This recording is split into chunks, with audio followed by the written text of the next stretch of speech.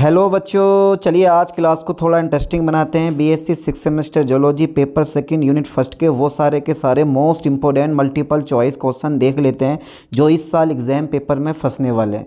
तो कोई भी क्वेश्चन मत छोड़ना, सभी क्वेश्चन को अच्छे से याद करना, समझना, जैसे यही क्वेश्चन इस साल एग्जाम पेपर में फंसेंगे। यूनिट फर्स्ट का नाम है इंट्रोडक्शन टू इकोलॉजी। चलिए देख लेते हैं यूनिट फर्स्ट के वो कौन कौन से मोस्ट इंपॉर्टेंट क्वेश्चन होने वाले हैं जो इस साल एग्जाम पेपर में फंस सकते हैं। तो क्वेश्चन फर्स्ट मैंने लिया है, किसी व्यक्तिगत जीव और पर्यावरण के साथ उसकी इंटरेक्शन के अध्ययन को कहा जाता है। इंग्लिश और हिंदी दोनों में लिए हैं क्वेश्चन।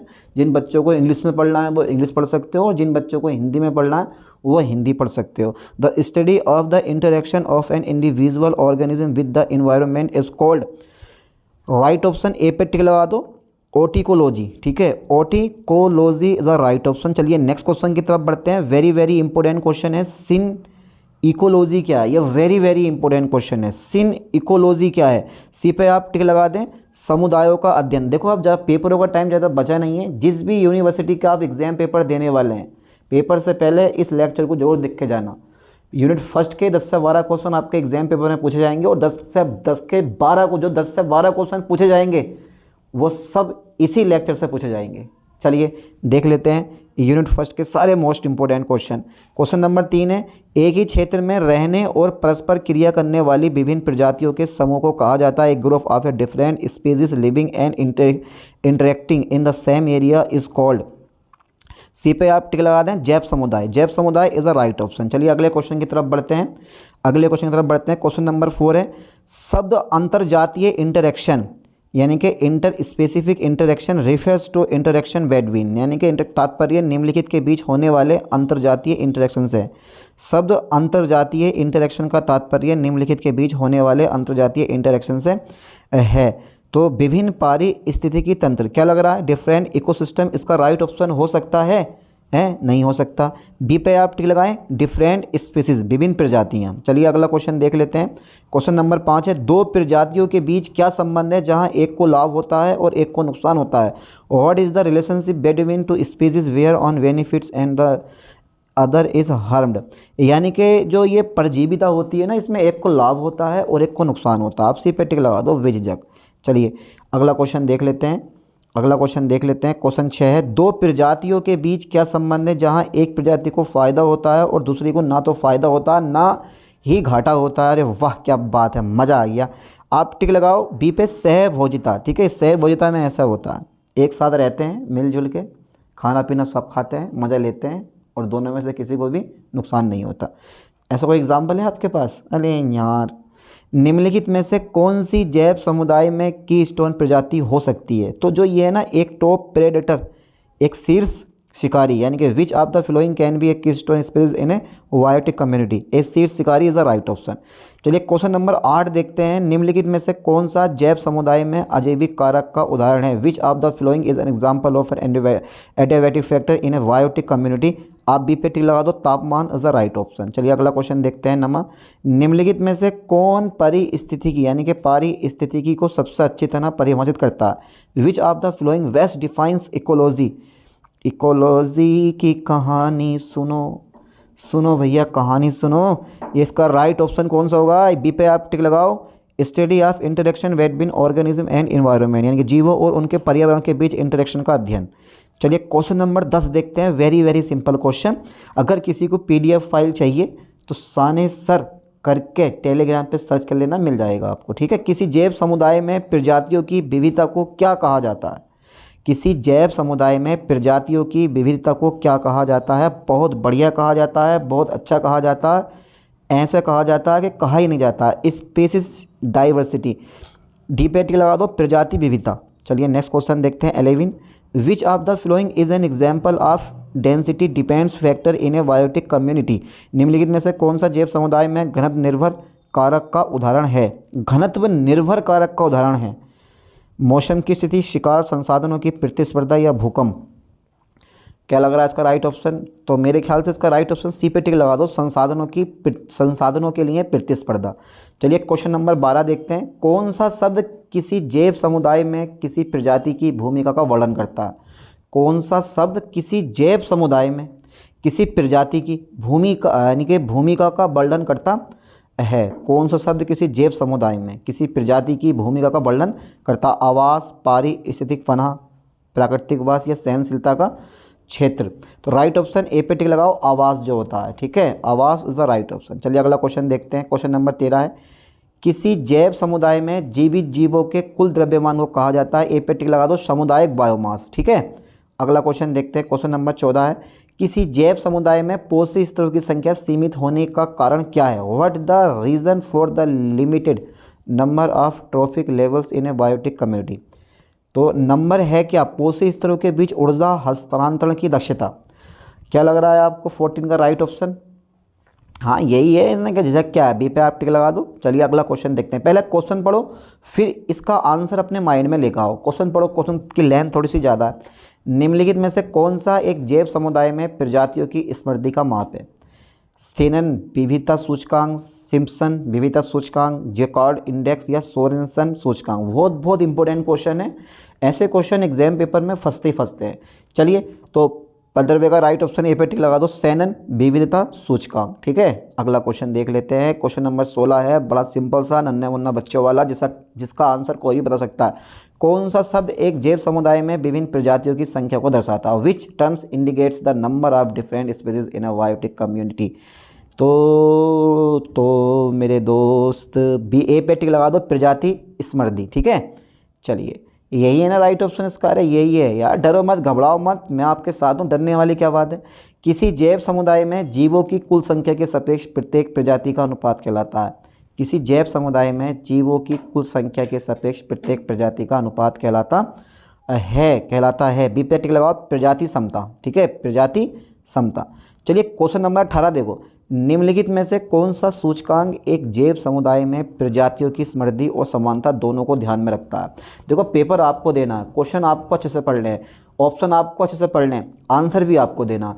अच्छे से पढ़ो और अच्छे से पढ़ के पेपर देना। ठीक है, और इतना मुझे पता है कि यूनिट फर्स्ट के 10 से 12 क्वेश्चन जो आपके एग्जाम पेपर में आएंगे वो इन्हीं से आएंगे, इससे हट के कहीं से नहीं आने वाले हैं। 8 यूनिट है, 75 नंबर का पेपर आएगा आपका, 75 क्वेश्चन आएंगे। तो सिंपल सी बात है, 8 से 10 क्वेश्चन आपके एग्जाम पेपर में पर यूनिट से पूछेगा। ठीक है, 9, 10, 8, 10 क्वेश्चन हर यूनिट से पूछे जाते हैं। ठीक है, तो जितने भी क्वेश्चन इस यूनिट का आएंगे वो यहीं से मिलने वाले हैं आपको। निम्नलिखित में से कौन सा सूचकांक एक जैव समुदाय में प्रजातियों की समृद्धि और समानता दोनों को ध्यान में रखता है? चलिए 18वें का ए नंबर लगाओ, सिम्पसन विविधता सूचकांक। ठीक है, अगला क्वेश्चन देख लेते हैं। क्वेश्चन नंबर 19 है, बहुत बढ़िया, बहुत शानदार। अल्फा विविधता की अवधारणा का तात्पर्य है एक ही जैव समुदाय के भीतर विविधता, और बीटा विविधता का अवधारणा का तात्पर्य है जो बीटा, ये क्वेश्चन पढ़ो पहले बीच में, बीटा विविधता की अवधारणा का तात्पर्य है विभिन्न समुदायों में विविधता। ठीक है, चलिए अगला क्वेश्चन देखते हैं 21वां। प्रजातियों की विविधता और पारिस्थितिकी तंत्र स्थिरता के बीच संबंध को कहा जाता है। Very very important question. ये क्वेश्चन पेपर में आता है भाई, एक तरफ तुम्हें इंग्लिश में लिखा हुआ मिलेगा, एक तरफ तुम्हें हिंदी में लिखा हुआ मिलेगा, जैसे कि आपने सेकंड सेमेस्टर के दिए हैं। ठीक है, फर्स्ट सेमेस्टर के दिए हैं आपने। चलिए, प्रजातियों की विविधता और पारिस्थितिकी तंत्र स्थिरता के बीच संबंध को कहा जाता है। हाँ, सेकंड सेमेस्टर के होते हैं, फोर्थ के होते हैं, और अब ये 6 के आपने एग्जाम पेपर दिए हैं MCQ वाइज। बाकी फर्स्ट के, थर्ड के और फिफ्थ के ये हमारे थ्योरी वाइज होते हैं। हर एक यूनिवर्सिटी में यही हिसाब कर रखा। कुछ यूनिवर्सिटी हैं जहाँ पे थ्योरी वाइज चलती है सब में, वरना तो MCQ वाइज कर दिया। प्रजातियों की विविधता और पारिस्थितिकी तंत्र स्थिरता के बीच संबंध को कहा जाता है। हाँ, कहा जाता है, बहुत बढ़िया कहा जाता है, बहुत शानदार कहा जाता है। शाखें रहीं तो फूल और पत्ते भी आएंगे, अगर दिन बुरे हैं तो फिर अच्छे भी आएंगे। क्यों, बात है नहीं है? आज मेहनत कर लो, कल काम में आएगी। क्वेश्चन नंबर 22 देखो, सामुदायिक पारिस्थितिकी के संदर्भ में गिल्ड शब्द का तात्पर्य क्या है? तो ये ध्यान देना, इतना क्वेश्चन वो कट करके खाली गिल्ड भी पूछ सकता है कि गिल्ड शब्द का तात्पर्य क्या है। अब बताना आपको है कि यार गिल्ड शब्द का तात्पर्य क्या है। ए पे टिक लगाओ, परस्पर क्रिया करने वाली प्रजातियों का एक समूह। ठीक है, चलिए अगला क्वेश्चन देखते हैं। अगला क्वेश्चन देखते हैं मेरे दोस्तों, क्वेश्चन नंबर 23 है हमारा। निम्नलिखित में से कौन दो समुदायों के बीच समानता की डिग्री की माप है? Which of the following is a measure of the degree of similarity between two communities? B पे आप टिक लगा दो, जैकार्ड इंडेक्स। ठीक है, दो समुदायों के बीच समानता की डिग्री का माप है, समानता की डिग्री का माप है दो समुदायों के बीच, वो है जैकार्ड इंडेक्स। तो थोड़ा सा ना अपने माइंड में डीपली करके इन ऑप्शन को पढ़ो, जल्दी याद रहेगा। अगर एग्जाम पेपर में कोई क्वेश्चन बिना पढ़ा भी आएगा तो करने की कोशिश करना उसको, मतलब कर दोगे आप लोग। जैसे यहाँ पर देखो ओवरलैप शब्द का क्या अर्थ है, तो ओवरलैप शब्द का क्या अर्थ है, चार ऑप्शन दे रखे हैं, पहले चारों पढ़ लो, पढ़ने के बाद फिर एक अंदाज़ा लगाओ कि हाँ यार ये होगा जो क्वेश्चन बिना पढ़ा होता है। बी पे टिक लगाओ, प्रजातियों की पारिस्थितिक भूमिकाओं में समानताएं। ठीक है, अगला क्वेश्चन देख लेते हैं। चलो क्वेश्चन नंबर 25 देखो, पारिस्थिति का जनक किसे माना जाता है, तो अर्नेस्ट हेकल जो है ना, उनको पारिस्थिति का जनक माना जाता है। ठीक है, अर्नेस्ट हेकल को। अच्छा क्वेश्चन ये भी बहुत दमदार है, देखो क्वेश्चन नंबर 26 में, किसी जैव समुदाय में पोषित संरचना की अवधारणा का क्या तात्पर्य है। किसी जैव समुदाय में पोषित संरचना की अवधारणा का क्या तात्पर्य है, पोषित संरचना की अवधारणा का क्या तात्पर्य है, तो यहाँ पर बी पे आप टिक लगा दो, प्रजातियों की उनके आहार संबंधों के आधार पर व्यवस्था। चलिए अगला क्वेश्चन देखते हैं, 27 है, किसी आवास में प्रजातियों की वास्तविक संख्या और प्रजातियों की संभावित संख्या का अनुपात कहलाता है। यानी कि वास्तविक संख्या और संभावित संख्या का अनुपात कहलाता है। सी पे आप टिक लगाएं, प्रजाति समृद्धि। ठीक है, प्रजाति समृद्धि, सी पे आप टिक लगा दो, इज द राइट ऑप्शन, अनुपात जो होता है। क्वेश्चन नंबर 28 देखो, बहुत इंपॉर्टेंट क्वेश्चन है, भारत में पारिस्थितिकी का जनक किसे कहा जाता है, तो अर्नेस्ट हेकल मत मार देना, ये पारिस्थितिकी के जनक हैं, ये जो है ना, बी पे आप टिक लगाओ, प्रोफेसर रामदेव मिश्रा। चलिए क्वेश्चन नंबर 29 देखते हैं, पारिस्थितिकी में बायोम शब्द का क्या तात्पर्य है। पारिस्थितिकी में बायोम शब्द का क्या तात्पर्य है, तो तात्पर्य तो बहुत होता है लेकिन मैं कुछ कह नहीं सकता इस बारे में, बस विशिष्ट पौधे और पशु समुदायों वाला एक बड़ा भौगोलिक क्षेत्र। ठीक है, अगला क्वेश्चन देखते हैं 30, निम्नलिखित में से कौन सा प्रजाति विविधता का माप नहीं है। अब चार हैं, इनमें से एक ऐसी चीज़ है जो प्रजाति विविधता की माप नहीं है, वो क्या चीज़ है, डी पे टिक लगाओ, समुदाय प्रभाव। ठीक है, यानी कि कम्युनिटी डोमिनेंस, कम्युनिटी डोमिनेंस। 31 देखो, उन क्षेत्रों में उगने वाले पादप समूह जहां उच्च तापमान के साथ निम्न तापमान का विकल्प होता है कहलाते हैं। ये वेरी वेरी इंपॉर्टेंट है, यानी कि उन क्षेत्रों में उगने वाले पादप समूह जहां उच्च तापमान के साथ निम्न तापमान का विकल्प होता है कहलाते हैं, वो कहलाते हैं मेसोथर्म्स, इज अ राइट ऑप्शन। चलिए क्वेश्चन नंबर 32, इकोटोन क्षेत्र में प्रजातियों की बढ़ती संख्या और घनत्व को कहा जाता है, the increase number and density of species in the ecotone, यानी कि इकोटोन रीजन इज कॉल्ड किनारा विभव, वाह, सहानुभूति प्रजाति, प्रभुत्व, प्रचुरता। देखो यार कितने ऐसे वर्ड हिंदी में लेने ना कुछ वर्ड बड़े अजीब से लगते हैं, सही बता रहा हूँ मैं, तो इसका राइट ऑप्शन लगा दो एज इफेक्ट, यानी कि एज इफेक्ट। ठीक है, चलिए क्वेश्चन नंबर देखते हैं 33, जैव विविधता संवर्धन किसके कारण होता है, अनुकूल परिस्थितियाँ, अनुवांशिक भाग, लिंगेज या प्रतिकूल परिस्थितियाँ, तो वो होता है प्रतिकूल परिस्थितियाँ। ठीक है, अगला क्वेश्चन देख लेते हैं 34, निम्नलिखित में से कौन सा प्रतिगामी अनुक्रमण का उदाहरण है, निम्नलिखित में से कौन सा प्रतिगामी अनुक्रमण का उदाहरण है, डी पे टिक लगा दो, रेगिस्तान इज अ राइट ऑप्शन। चलिए अगला क्वेश्चन देखते हैं 36, कौन सा शब्द उस अंतर्जातीय इंटरेक्शन का वर्णन करता है जहाँ दोनों प्रजातियों को लाभ होता है, और वो होती है तुम्हारे पास दोनों प्रजातियों को लाभ होता है, समझ गए, यानी कि दोनों प्रजातियों को लाभ होता है, तो वो हो सकता है परस्परिकता। ठीक है, परस्परिकता इज अ राइट ऑप्शन। 36 देखो, मधुमक्खी और फूल के बीच क्या संबंध होता है, मधुमक्खी और फूल के बीच क्या संबंध होता है, फूल तो फूल होता है, परस्परिकता का संबंध होता है।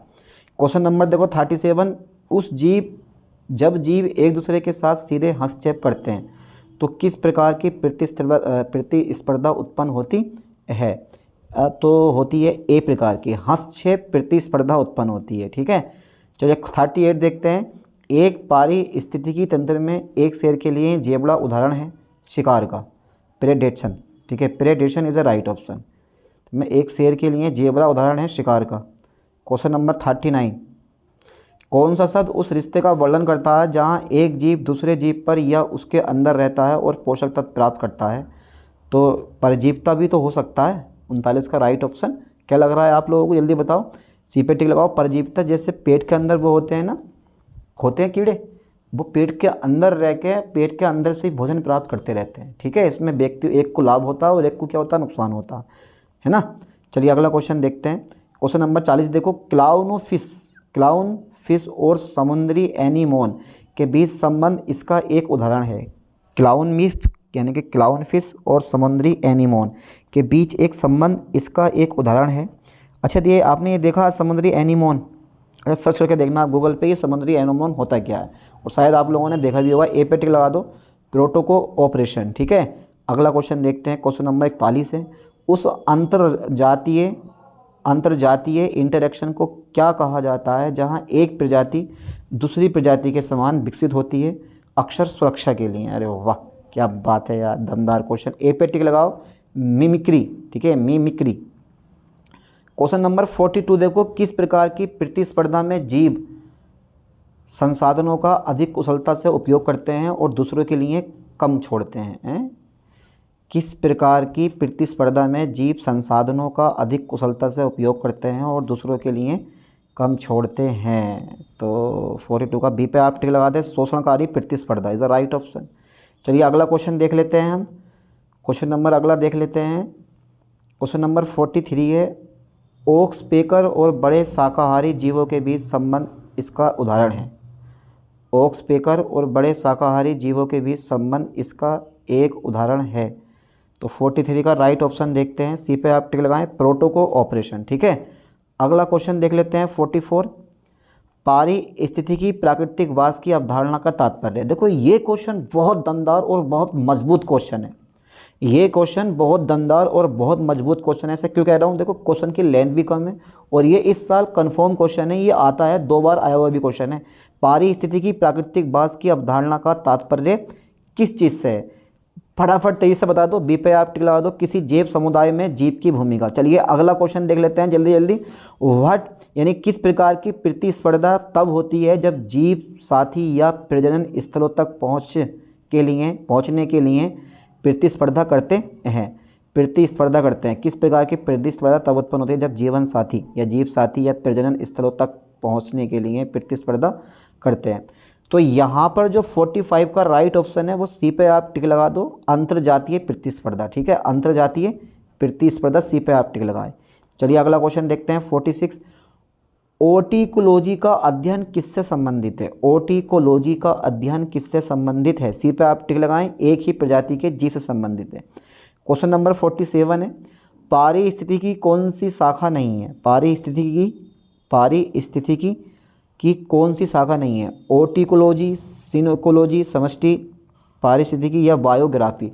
तो पारिस्थितिकी की कौन सी शाखा नहीं है? Very very important question, very D पे टिक लगाओ। बायोग्राफी जो है ना वो इस इकोलॉजी की ब्रांच नहीं है। चलिए अगला क्वेश्चन देखते हैं 48। किसी जीव की विभिन्न पर्यावरणीय परिस्थितियों के प्रति सहनशीलता का अध्ययन कहलाता है the study of an organism tolerance to various. भाई इंग्लिश में पढ़ना अच्छा लगता है, हिंदी से तो बड़ी खतरनाक वाली हिंदी है। बी पे टिक लगा दो, सहनशीलता सीमा, टॉलरेंस लिमिट। ठीक है, अगला क्वेश्चन देख लेते हैं 49। तापमान की वह सीमा, वाह वाह, तापमान की वह सीमा जिसमें एक प्रजाति जीवित रह सकती है और प्रजनन कर सकती है कहलाती है सहनशीलता सीमा। ठीक है, चलिए हाँ, सहन भी करते हैं बहुत सी चीज़ें। कौन सा शब्द किसी जीव की उसके पर्यावरण में जैविक और अजैविक कारकों के साथ अंतर्जातीय इंटरेक्शन के कुल योग को संदर्भित करता है? तो 50 का राइट ऑप्शन जल्दी बताओ फटाफट तेजी से, बी पे आप टिक लगाओ, पारिस्थितिकी तंत्र यानी कि इकोसिस्टम। 51 पढ़ो क्वेश्चन और उसका राइट ऑप्शन अपने माइंड में लेकर आओ। आप लोग बहुत बहुत इंटेलिजेंट है, मुझे पता है, वीडियो पूरी देखोगे, इसीलिए ये सारे क्वेश्चन का आंसर आपके माइंड में होना चाहिए। जल्दी फटाफट तेजी से क्वेश्चन पढ़ो, उसका राइट ऑप्शन बताओ। सहनशीलता का नियम किसी जीव की उसके वातावरण में पनपने की क्षमता से कैसे संबंधित है? अरे वाह क्या बात है, बी पे आप टिक लगा दो, स्थितियों की सीमा निर्धारित करता है। अगला क्वेश्चन देखते हैं 52। जीव वृद्धि, प्रजनन और अन्य जीवन कार्यों के लिए ऊर्जा कैसे आवंटित करते हैं, इसका अध्ययन कहलाता है? अरे वाह, सी पे टिक लगाओ, जीवन इतिहास, लाइफ हिस्ट्री कहलाता है। अच्छा क्वेश्चन नंबर 53 अच्छे से पढ़ो। उस भौतिक स्थान को क्या कहते हैं जहां कोई जीव रहता है और अपनी जीवन गतिविधियों को संचालित करता रहता है? वायोम, इकोसिस्टम, हैबिटल या वायोम। तो उस भौतिक स्थान को क्या कहते हैं? राइट है, ये लगा दो यार, प्राकृतिक वास तो होता है, आवास यानी कि प्राकृतिक वासी तो होता है, आपने पढ़ भी रखा होगा बहुत ज़्यादा। पृथ्वी पर जलवायु का मुख्य चालक क्या है? भाई सौर विकिरण जो होते हैं ना वो पृथ्वी पर वायु का मुख्य चालक है। खत्म होते ही सारी कहानी खत्म। किस जलवायु क्षेत्र की विशेषता पूरे वर्ष गर्म तापमान और उष्ण उच्च वर्षा होती है? गर्म तापमान और उच्च वर्षा होती है, वो हो सकता है सिर्फ एक ही हो सकता है ऐसा, उष्ण कटिबंधीय। ठीक है, चलिए अगला क्वेश्चन देखते हैं। 56 देखो, ग्रीन हाउस प्रभाव यानी कि हमारा जो उसका 55 का राइट ऑप्शन है। ठीक है, यही है।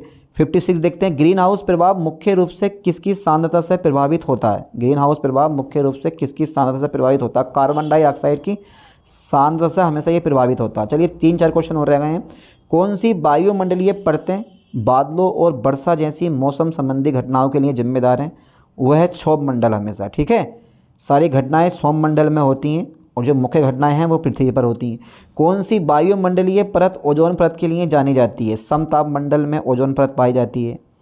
चलिए, एडिफिक कारकों का संबंध है मिट्टी से, आधार से, तापमान से, उपयुक्त सभी से। अब यहाँ पर एक ऑप्शन उपयुक्त सभी आया है तो मेरे ख्याल से यही राइट होना चाहिए, बट ऐसा नहीं है। यहाँ पे मिट्टी में से टिक लगा दो आप। ठीक है, अगला क्वेश्चन देखते हैं 60, मृदा क्षैतिज जिसमें वे सबसे अधिक कार्बनिक पदार्थ होते हैं। मृदा क्षैतिज जिसमें सबसे अधिक कार्बनिक पदार्थ होते हैं।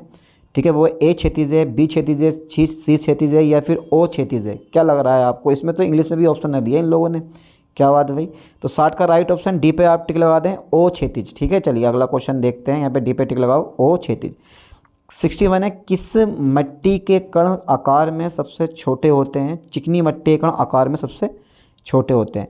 क्वेश्चन नंबर 62 है, सहनशीलता के नियम के अनुसार क्या होता है जब किसी जीव को पर्यावरणीय कारक के प्रति सहनशीलता सीमा पार हो जाती है? क्वेश्चन पढ़ो, सहनशीलता के नियम के अनुसार क्या होता है जब किसी जीव पर्यावरणीय कारक के प्रति सहनशीलता सीमा पार हो जाती है? जीव ढल जाता है, परिणाम नहीं भुगतना पड़ता, जीव तनाव का अनुभव कर सकता है और या मर सकता है, जीव प्रजनन कर सकता है।